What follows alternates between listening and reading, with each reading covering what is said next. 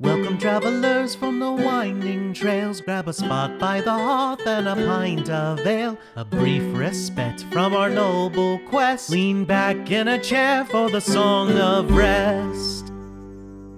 Hello travelers and welcome to the Song of Rest, a place where our heroes and the deities that guide them gather to share a behind-the-scenes and behind-the-screens look at the unfolding adventures in Archipeldia. Gathered before us is our dungeon master, Aaron Rollins, and his band of players, Janelle Wilke, Chad Stafford, and Ben Holland. But I'll let them do the talking, and I'll get back to playing.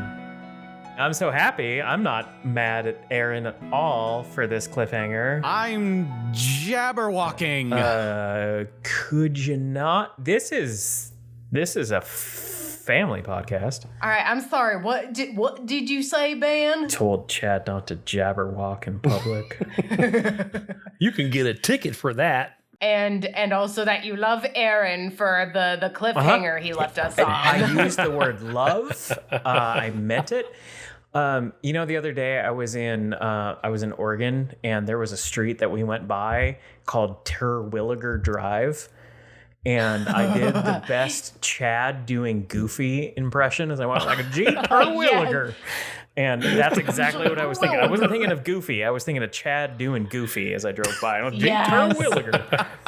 Chad as Goofy. Yeah, Terwilliger Drive in Oregon. If you live on Terwilliger Drive in Oregon, I need to see the spelling of this street. Yeah, Ben as Chad as Goofy. Yeah, it was like, it sounds like a TIRWILLGER. It's the Turduncan of voiceovers. You are amazing. Oh my god. That was a cliffy cliffhanger, my friend. Well done. Yes. That whole episode was it was both playful and very intense, actually. Or not intense, but tense. Yeah, we kind of had a mix, didn't we? As soon as we found out that this Jabberwock was like bigger than Macadam, I'm like, oh yeah, no, I don't. Yeah. I don't want to do that. Oh no, I don't want anything to do with that. I'm legitimately mad at you. It's good that we're actually doing this remotely. Hey, listen, the Song of Rest are as much about sharing love as it is about sharing grievances. If you kill Ronan, this is a safe space. Who I've known for 4 minutes. Roan. Roan. Sorry, if you kill Roan, who I've known for 4 minutes and didn't know his name completely, we're throwing hands. That's just what's happening. I mean, yeah. It's like when Dustin got mad at me for killing Joe Kahn, right? Like after knowing him for 4 minutes. Yeah, exactly. Dude, I was gonna throw up if Nathaniel was dead. Like, oh god. Oh my god. After that nice moment. Oh. Let's be real. How much freaking D&D and story just happened in the smallest space imaginable, right? Like, we just did so much D&D in a tiny little field. That's true. True. Yeah. That's cool. Yeah. Like, I think you guys hit all points of the emotion spectrum. Mm-hmm. That's true. Sadness, reflection, joy, like greed. A little bit of greed in there. Yeah. A little greed. Terror, anger. That's cool. That's fun. That's really fun that we did all that and didn't move outside of like this tiniest space. And you created a lot of intrigue about these people too, because it's like you have Remington, who is such a cool character that you introduced us to last session, and the mask thing seemed like just like a cool little attribute for them.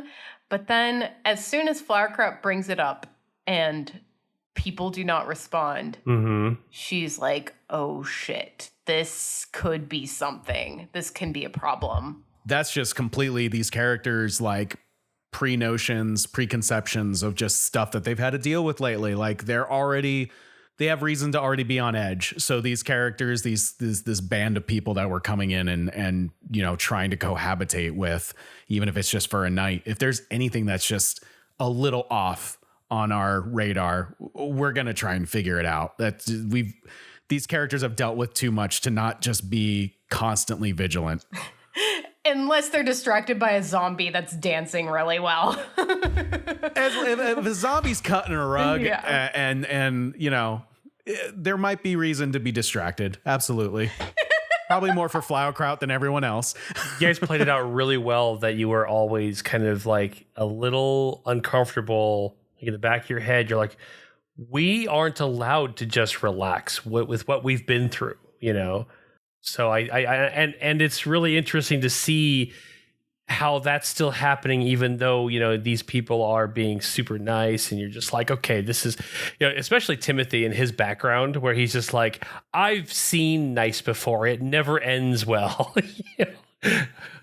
Yeah, because like I think he had spent enough time, not just with like his experiences with the flock, and then just obviously the most recent stuff with like people being under mind control and whatnot. But like he has seen Tierman do crowd control. Like he has seen where he has had to kind of like get involved by not getting involved, by like becoming basically like a distraction. So just trying to like read the emotions in that way, trying to learn people's motives, I think was something that we were just trying to do. As Thrigg pointed out, he vibe checks constantly, trying to just suss out. And unless you're Thrigg and you have no expectations and you can't have disappointment, which is kind of the world he lives in at this point. I thought it was very humorous that we have Janelle rolling so well and then Ben rolling so poorly. So bad. So bad. Just so bad. A full switch from last time we played. Yeah, no, I rolled great last time. And the funniest part is like rolling on D&D Beyond and hearing like the second you roll and hearing Chad's like breath suck in, you hear this before I even say what the roll is. It's like, yeah, that was another 1, 2 in a row, buddy. What was really funny was like on D&D Beyond, it's been acting really weird tonight. I think we referenced that in the episode, but like it's probably was cut. But it was awful. I could only see the bottom half of your numbers when they were getting rolled. So all I could tell was that they were like a single digit. That's really funny. Like that's all I needed to know. I'm like, if I don't see 2 numbers on there, something bad happened. Oh yeah, I don't think I rolled above. I had one roll above a 10. But I don't think anything else really was. Wow. No, I don't think so. I think I only saw single digits for Thrigg this whole episode. And Flowerkraut didn't roll below a 17 tonight. Oh, except I did finally get a nat 20 something. It was some sort of strength check. The strength check. Yes, to pull the rock out of the bag. You yeeted the rock out of the sort of bag of holding, which we need to do a little bit more of a deep dive on these 2 magical quote unquote artifacts that we have purchased from a seedy salesman in a pig mask. Before we dive into that, though, I want to just remind Ben, what was it you said prior to this session about rolls and what was underrated or what? No, wait, what was your, not underrated? That I think nat 1s are funnier than nat 20s. Yeah. That was Ben's opening statement before we hit the record button. And I stand by it. I have to now because man, if I don't now, but yeah, nat 1s are funnier than nat 20s because I mean, let's success in D&D is expected and failure is an obstacle to overcome. Right. And so I think when you have something that you have to overcome, when you succeed on your own. But when you fail in D&D, your teammates have to pick you up. And I think that makes nat 1s more interesting. Mm-hmm. I say funnier, but I think more interesting is the right thing to say. Because then it's like, how is your group going to adapt to that? Even like, how's your DM going to adapt to that? Because your DM, the second I say, oh, dude, I failed and I failed as hard as I possibly could fail. Like, I know Aaron's brain is going like, here's all the things that I could do right now. And that's cool. If anyone's, listened to the second holiday episode we did, Sherman straight up falls off of a tower after, I think, you botched to throw Timothy off of the tower onto the he yeeted me into the sky, and I had to phase step to get the rest of the way there. Otherwise, I was gonna die. And then, he did that, and then he failed again by trying to get on the ship himself and just falls. And so, magical jive horse, catches him, but it was like those kind of situations can very quickly be like, I don't know what else can be done. I mean, like, let's say Jive Horse wasn't a character at that moment, that's just you're making a jump and you failed as hard as you possibly could. You're falling, you're probably gonna die too, so. And I think that's a great point to bring up, is like the differences between what options you would present at a table of just like friends hanging out and playing a game together versus we're doing a show. There is also the fact that, like, if Flowerkraut dies, it's like that doesn't mean Janelle dies. Janelle might. No, that's what happens. I drive to your house and I take care of that problem. oh yeah. So yeah, it's like, you die in the game, you die for real. Yeah, that's true. Why hasn't that been a movie yet? Cut this part. We have just figured out our $1 million idea. Yeah, we just figured out the next final destination for nerds. They do a really cool moment kind of like that in Stranger Things. If you guys remember where the montage where they're playing D&D and like there's a fight or something happening while they're playing D&D. There's something going on. Anyway, it was just a really cool scene because like they end up rolling like a crit, and like on the other side of what's happening in real life, someone like I'll have to look it up again, but it kind of reminded me of that, like you're playing a game, but you're actually putting yourself at risk at the same time. So I was going to say, Chad, that for like the podcast and for any game that I DM, I look at what are all the possibilities, who's there, what resources are available. Is this something that it makes sense would happen or not? I'm not going to just say that the dice always say, oh, you failed, you died. There's plenty of options that could interject with that, or they could make it worse, So I'm not sure if, our listeners probably don't know. I'm not a DM who spares everyone's life. I have, in other games I've been a part of. Yeah. Killed off characters, but in those moments they made sense when it happened. I don't do it as a petty DM thing. That doesn't make for a very good story. No, I mean, it's true though. Like I think I said in one of our group chats today, like Aaron is the only DM that I've ever called after killing a player character in the evening to say like, hey, you all right? Because it's a big deal, right? It's a big deal. And I think adding that type of emotion and what's the word for it? Like, I don't want to say the word drama, but almost like gravity. Like gravity. That's a great word for it. Really great word. Is important in a game. Like, if you know that you're never going to lose, the stakes just don't matter. Right. And so people will act accordingly. Like, no matter what I do, I'm going to be fine. And that doesn't make for a lot of fun. I think losing in D&D, I think losing in any game, I think is fun, right? Because if you're not failing, you're not learning. And what's the point in that?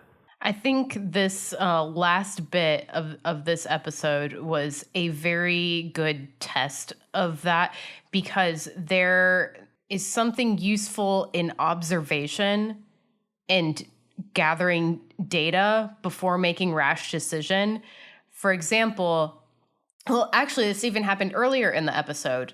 So Flowerkraut's thinking, and maybe Timothy's thinking as well, but I can't read Chad's mind. But it's like when we were... Really? You can't? I've been thinking really hard today. I've been trying so hard. I think I've been getting your signal, but let me see if we're right here. So when we ran back to like warn everybody about, or to wake up Thrag and warn about the Jabberwock, Flowerkraut did not want to make a rash decision because it's like she did not want to do something that would create more trouble. So she wanted to almost observe to see what its behavior was. She wanted to see what exactly was bringing it over here. And so that's kind of why she wanted to hide and watch. There's a moment where Frigg was dealing with Roan early on, and you had to decide, is it time for rash action, like our impulse, or is it time to gather more data? And you chose to gather more data by talking to him. And that could have meant he slit your throat. But you chose to gather more data. In the time with the Jabberwock, we could have gone with impulse. I could have used thaumaturgy earlier, but instead, Nathaniel got cut into pieces. So impulse, like not acting on impulse, kind of caused us to suffer a little bit there. Whereas not acting on impulse gained you a friend who might die in the next episode.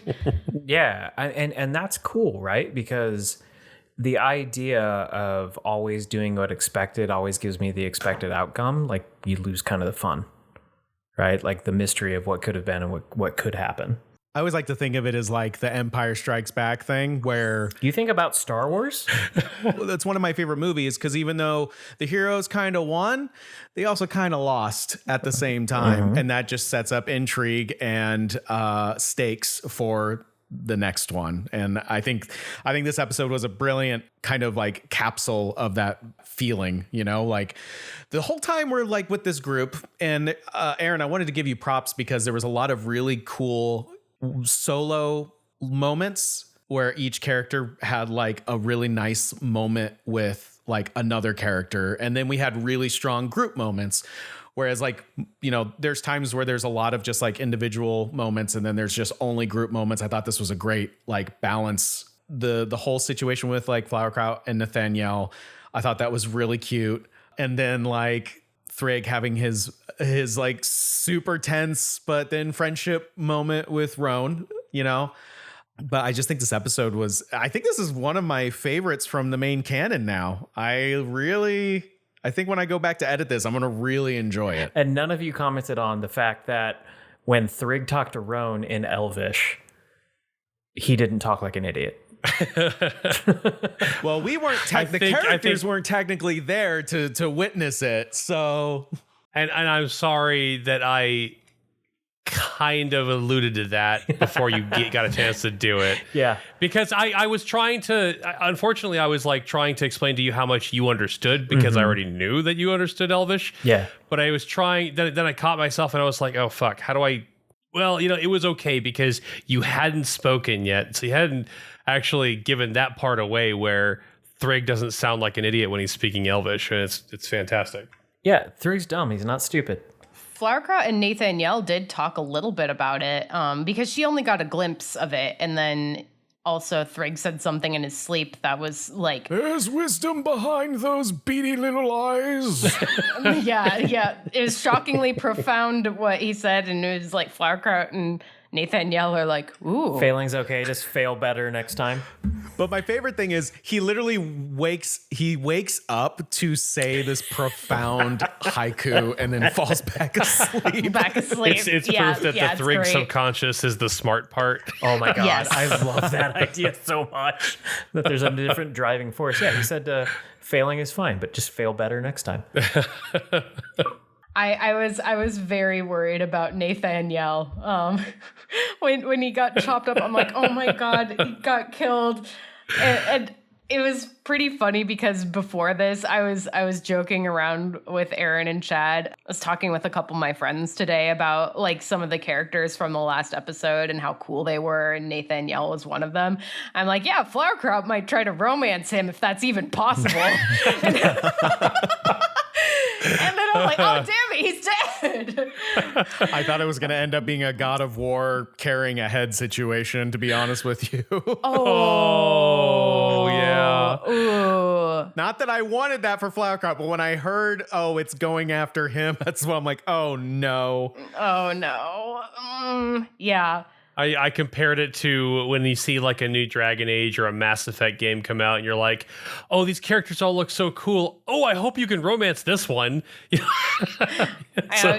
I have to go look that up right now. Can I romance this character? It's Okay, can I tell you romanceable. something kind of embarrassing? What's that? But also whatever. Like Mass Effect, my first ever shooter game I've ever played. I struggled so hard getting used to it. I have now played through the series probably about 7 times. I have beaten all of the games on Insanity.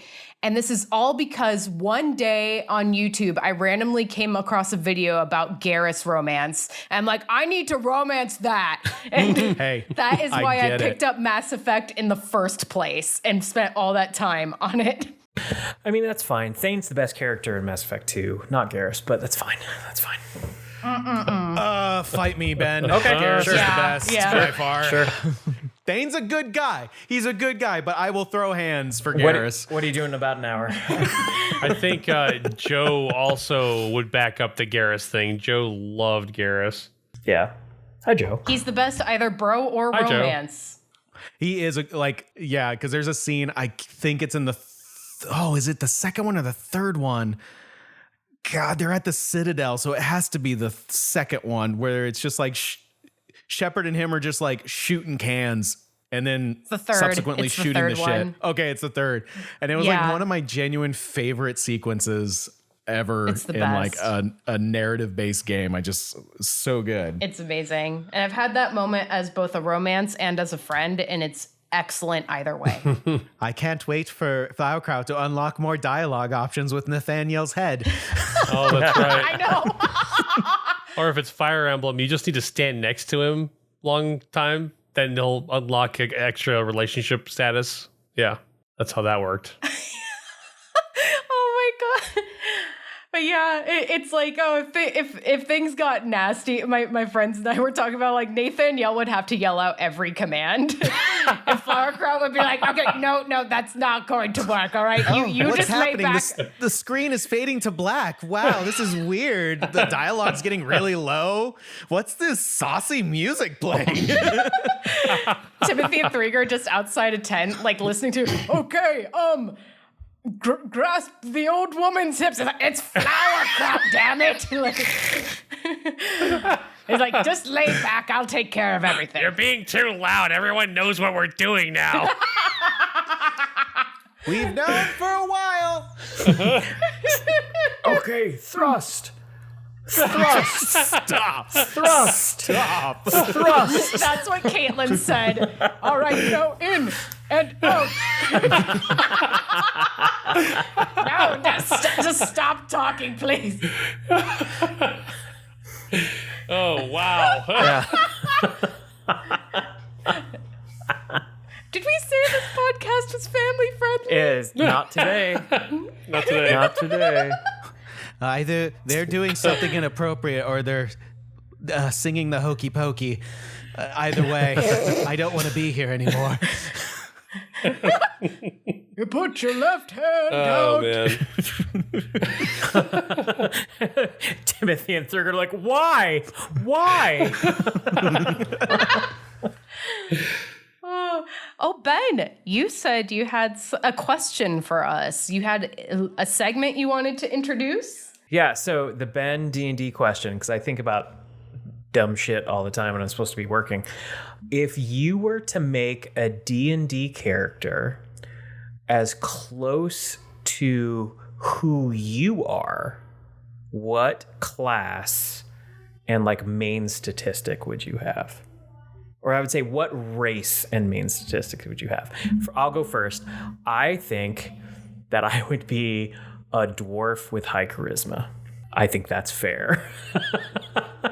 So just the race and the Main stat. statistic. Like you could say your class. I Okay. think it's fair because I mean, if I'm saying like dwarf thief with high charisma, I think that's very fair. Yeah, like it's hard to assign a class because Yeah. our lives that we live in real life are so yeah. not D&D. I mean, we can be wishful. I wish I was a sorcerer or something like I that. could but, potentially like, be a bard. But yeah, I'm looking at the bards and I don't see any burnt out marketer subclasses under bard. You are so a bard, though. I You're don't amazing. see proficiency in Wacom tablets or Photoshop. You know what? We make it happen with the minor illusion. We always talk about how it's like kind of a crappy Photoshop job because whenever we want it to move, it's when you download a PNG that says it's a transparent file, but it obviously wasn't. The grid is still on the PNG. Background. Has the checkered background. like embedded in the file. Yeah. The worst one is when you download an Illustrator file that says it's a vector and it's not. It's a freaking JPEG or a PNG embedded into a pre-comp of a pre-comp of a pre-comp. And you don't find out until after you download it and you go 5 layers deep. You're like, deception has been had. And I'm mad about it. And I'm not certain what race I would be. I would probably, like, class-wise be maybe a druid.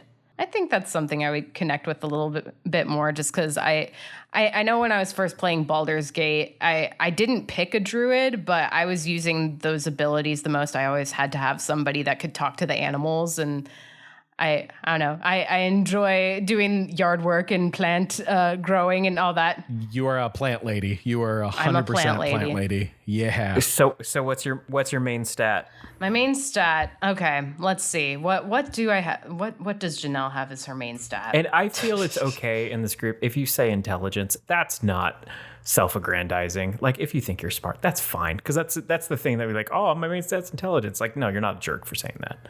So it's okay. Oh God, my stats are so low. Like Constitution, nope.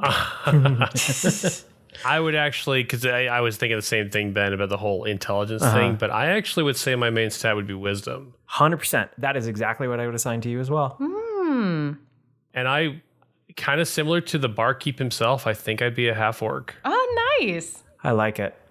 Is it kind of a self-insert to begin with for you, Aaron? It really is. That's awesome. But if I had to pick a class, and class is the hardest thing of all this, I think. Accountant.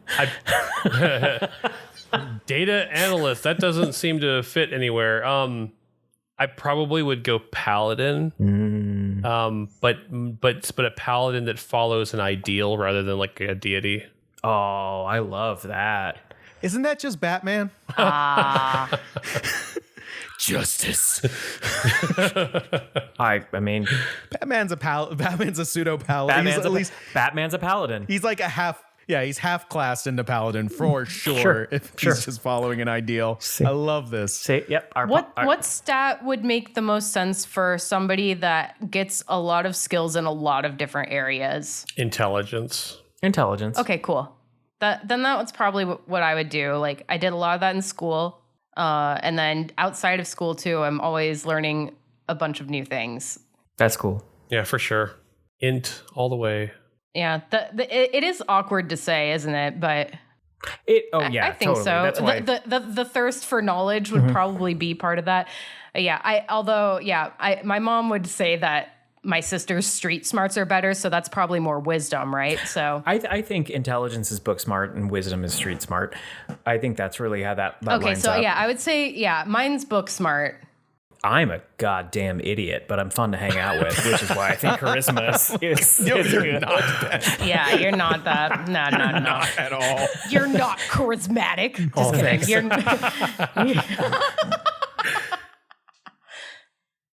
Spotlight's on you, Chad. Lord, I genuinely couldn't tell you. Being a human is boring, so that's why I always pick fun things. So I wouldn't even know what to call myself. Chad, you are one charismatic son of a bitch, and I think we all can agree. I guess that's the only thing I would say. Yeah, that's probably it. Yeah. That's all I got. And even then, it's not great. Stop it. I mean, it goes to show that in this day and age, none of us are physically fit. So we can't say that our dex strength or constitution is in any good shape. I mean, I'll throw you guys around a little bit. Ben and I are kind of like just promises, Ben. Right? Ben and I are kind of just like looking down at our feet, sad, like, oh. Like, excuse me, I do kickboxing. I worked out today. Sir. I did. I worked out this morning. I did Show too. off. I don't see anxiety under any of these skills. Oh my God. Fortunately, That just means it doesn't exist in D&D world, right? Oh, Timothy is the most anxiety. Never mind. Timothy's all of that. Yeah. If there was any sort of self-insert for Timothy, it is straight up the anxiety. Like that is something that is Hold on a very second. much. I'm gonna roll for imposter syndrome. Let me see what a nat 20 every time. Nat 20 for every sure. single time. Nah. You know, it's so sad. We have in D&D the ability to use magic to close wounds. A paladin can remove disease from someone, but we have no magic to cure anxiety. I mean, well, maybe heroism does. Maybe the spell heroism does. But I like that idea. That we have used that for that Yes. very reason. That has You come up. did. yeah. Oh my God. Sorry, that just took me back to when you almost killed Tumbleweed if he didn't have heroism. Oh. Janelle, I've barely recovered the last time we talked about this. Oh my gosh. Hey, in a real Arizona moment, I'm gonna hit mute and gonna go kill Scorpion. One Oh, second. cool. But this is a testament to like Aaron will kill characters if it Oh yeah. if it The more you like a character, the more danger they're in. You guys want to know something fun?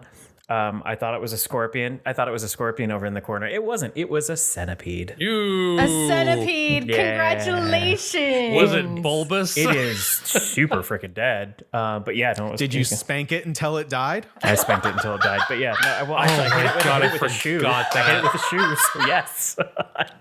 I forgot that the spank is what killed it, and that I was like, how do you even explain how that worked? Like, what? I think about that all the time. I've A been thinking TikTok about coming that. to you in the future. Spank it till it dies. It is going to Yes. happen. Spank it till I it love it dies. so much. Oh my God. And that was one of the things I was talking to my friends about today. It was the spank until death.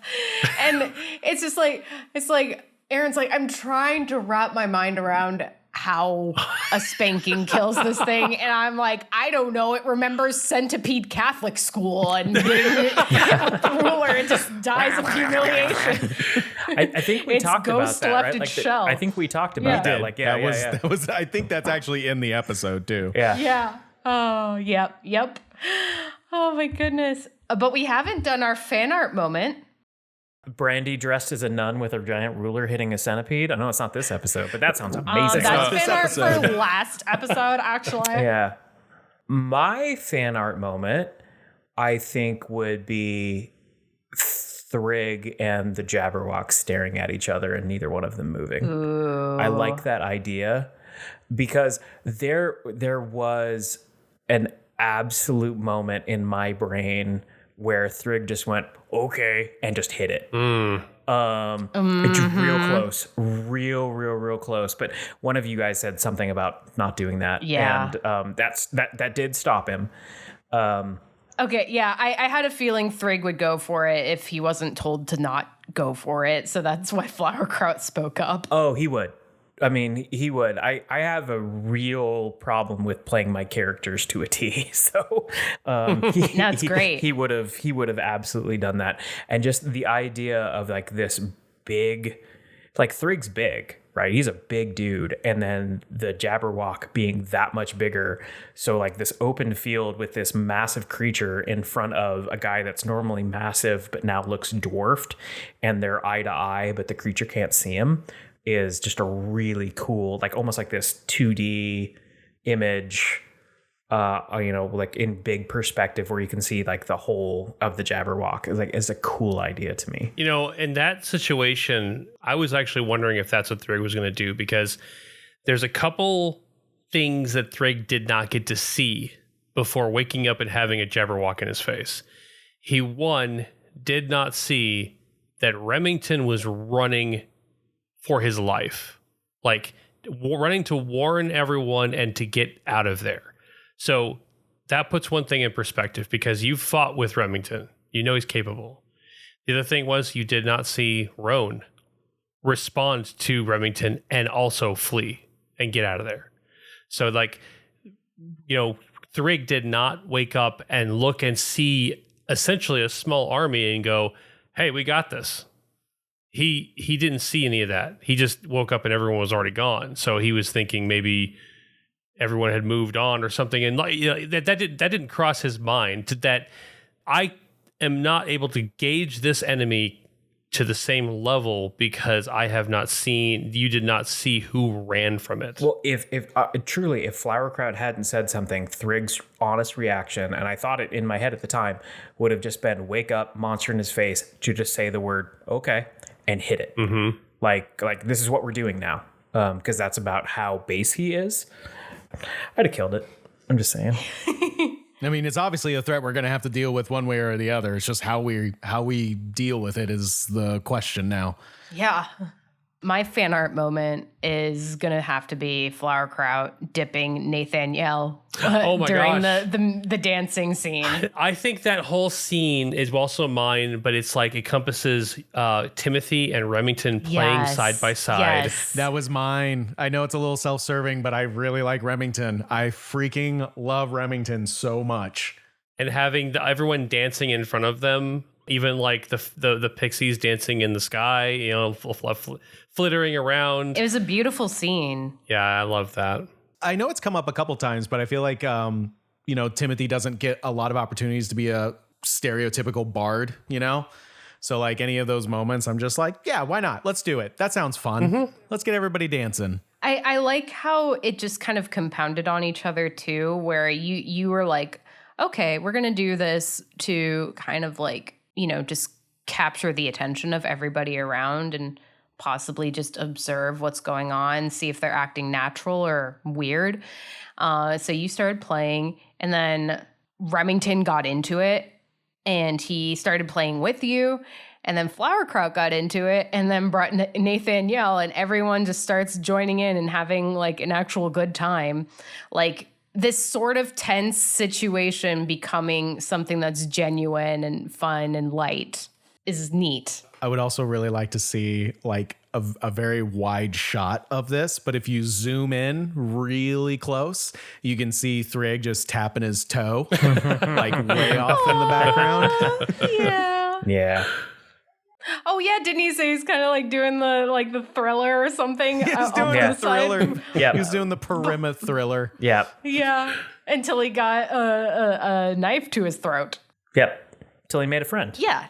He was never in danger. He'd never admit that.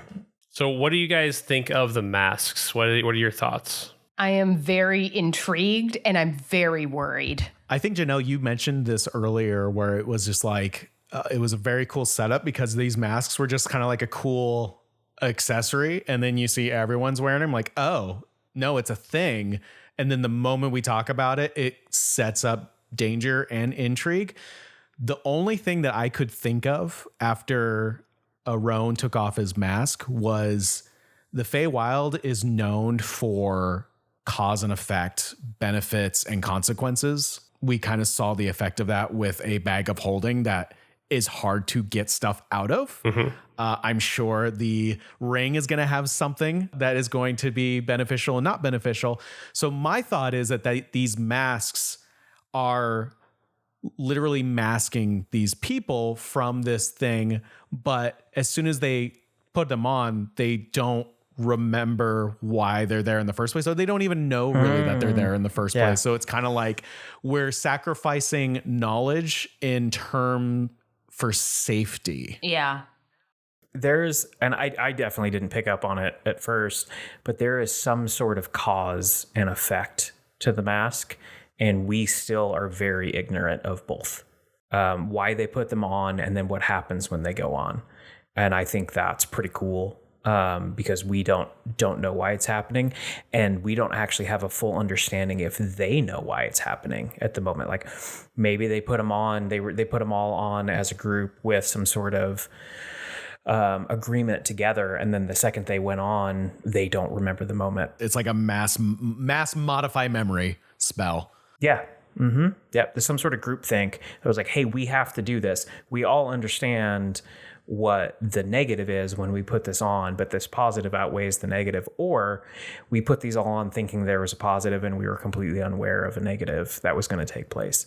which is both of those things are equally terrifying. And Roan could be facing consequences that we haven't seen yet beyond just the Jabberwock now knowing where he is. Yep. And that was knowing that he knew that it was on there. That was something that Flowerkraut was curious about. You can't just like go up to somebody and rip their mask off, like, because if it's like a cursed item, like, you know, there's no telling what happened. But he consciously knowing that he's wearing the mask and taking it off, that gave a little bit more data that Flowerkraut was wanting to know. And she was also going to like do a couple more checks as well, but who knows if they'll have another safe moment with this group. Yeah, and really fun to think of, why did he take it off knowing the consequences of taking it off? Like, how cognizant of was he? Was like, oh, you know I shouldn't take this off, but I don't know why it's so bad. I think he was. I just know I shouldn't. Yeah. I mean, probably, but I mean, I just think I mean, we can speculate anyway. Yeah, I think it's a cool thing to think about. Meanwhile, Aaron's writing down so many notes. Ben had a good idea just now. Let's just incorporate that. I really do love hearing the intrigue of the players. I like to hear what the current thought process is. And you know what? It's not even so that I can sit here and go, mwahaha, wait till you guys find out what's all behind this. I'll admit that there's been times where I've gone, holy shit, you guys have some really amazing ideas. I'm going to tweak things a little bit. You know, like this is... I'm going to put a centipede person at the bar. Yes. I mean, I wasn't there for that episode. What are you talking about? Genuinely, one of the best things about Dungeons and Dragons is it's a collaborative storytelling device. So like my favorite thing, even when like home games that we've run, like my favorite thing is adjusting on the fly. Like looking at stuff that you prepare and you're like, okay, that's good. But literally something just happened in this session that could make this even better. Yeah. And it was like it's like a group think, you know, it wasn't any one person's idea. It was the actions of the collective that influenced the narrative going forward. And then they feel more involved and you feel like you're telling a better story. So it's like, that's D&D, baby. Yeah. That's what makes it fun. There was an incident in the home game that I run that Chad and Aaron are both in, and both their wives are in, where Chad's wife did something ridiculous. And she looked at me and was like, is that a thing I can do? And I hadn't planned for it. And I looked her dead in the eyes and went, absolutely. Like, it was just the most, like, and I made it seem like it was the most planned thing on the planet because it was so freaking cool and hilarious and destructive to the rest of the party members. My wife plays a chaotic good druid, emphasis on the chaotic in one of our home games. Amazing. Let's put it this way. Ben has created like an inhibition check for this character. Yep. So that for narrative reasons, if they're like, should I do this? Roll for it. You do it. Yeah. You don't get to think about it. You just get to act. Let's give a child magic and see what happens. Yeah. What would happen if you gave a child, actual magic and then told them this world, you just kind of live in it. You can turn into an animal. You can like create vines. Hey, fire's fun. You want to throw that around? Magic in the left hand, knife in the right, to see what happens. Oh my gosh. Meanwhile, my wife is trying to mother Chad's wife. No, we don't do that. We don't throw fire in the forest. You should know that. You're a druid. Come on. Which, by the way, is the reason that I put in the inhibition checks, so she couldn't keep stopping Chad's wife from doing cool shit. Oh man. Oh god. D&D's good. D&D is good. Thank you for another amazing session. Yeah. This was fun. so cool. It hit all the notes for me. My favorites are, it's always tough because our holiday specials have a really special place in my heart. It's hard for me to go back and listen to content that like I personally am involved with, especially because of the editing time. But like the holiday episodes have always been my favorite. I listen to them all the time. Aaron, no joke. This is like from the canon episodes. This is like top 3 for fun. me. Oh, it's fun. That's awesome. Yeah. That makes me really happy. Hey, we've still got it. We're in the third season, and we're still able to have really fun, engaging, emotional episodes. So that's a good sign. And I think that's just that I love this season so far.